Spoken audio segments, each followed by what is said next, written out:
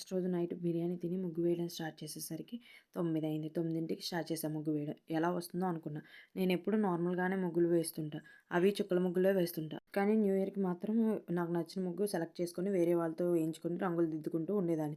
ఇంతకుముందయితే మా సిస్టర్స్ వేస్తుంటే రంగులు దిద్దడంలో హెల్ప్ చేసేదాన్ని. ఈసారి ఎలాగైనా నేర్చుకుందామని వేశా. మంచిగా వస్తదని అస్సలు అనుకోలే. కెవ్వు కేక అని చెప్పను గానీ పర్లేదు నీట్‌గానే వేశా. చేతబడి చేసే దగ్గర వేసే ముగ్గులా కాకుండా బానే వేశా. వేయడం 11:30కి అయిపోయింది. 12 అవ్వడానికి ఇంకా అరగంట టైం ఉందని మా వీధి మొత్తం తిరిగి అన్ని ముగ్గులు చూడడానికి వెళ్ళాము. నేను, మా వదిన. చీకట్లో అందరి ముగ్గులు కనబడకపోయినా టార్చ్ లైట్ వేసి మరీ చూసి వీడియోలు, ఫోటోలు తీసాము. ఎవరు బాగా వేశారా అని. చీకట్లో అర్ధరాత్రి దెయ్యాల్లా తిరుగుతున్నాం. 12 అయింది. మా ఫ్యామిలీ మెంబర్స్‌కి ఫోన్ చేసి నేను లేచాను మీరు లేచారా అంటూ లేపి విషెస్ చెప్పా.